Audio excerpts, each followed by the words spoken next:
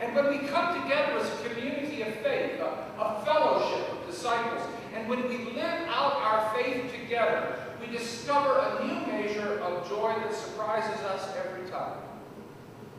When we combine our gifts and talents in ministry that transforms individual lives, communities, and the great institutions of our time, we sense a joy that is deeper than we ever knew it could be. We call it ministry.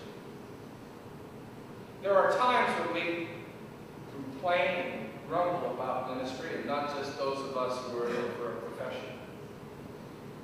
We bemoan the fact that we don't have more of what we need. We grouse about buildings and budgets. We get angry that more people don't do this or that. But there is far more joy in ministry than there is sadness. When you see the eyes of a child light up as you offer them a hot breakfast at the diner, there is joy.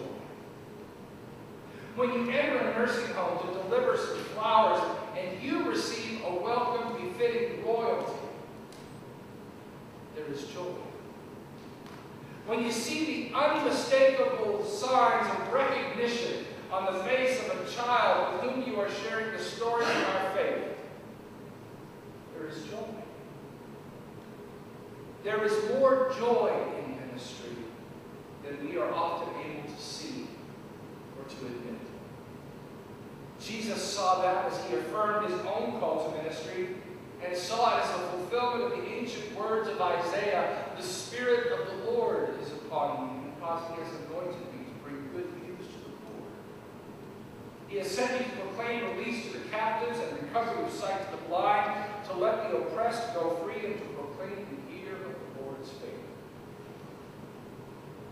When you live your life for that purpose, when you embrace every day as a new opportunity to bring good news to those who need it most, when you sense the Spirit of God directing you in all that you do, what else can there be but joy? We welcome new leaders into the joy of ministry today. They will discern God's will for us and lead us where God is calling us to go. They will join with other incredibly devoted and committed leaders in our church who give selflessly of themselves to sharing the good news of God's love. We celebrate their willingness to serve as we give thanks to God for calling them to that service. And we embrace once more our own call to discipleship and service. We welcome God's call upon our lives, and we pledge ourselves to fulfill that calling in new and faithful ways. We move forward, knowing for certain that the joy of the Lord is our strength.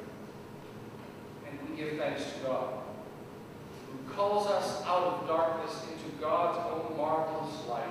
We give thanks to God, who offers us a new and better life than we deserve or we create for ourselves.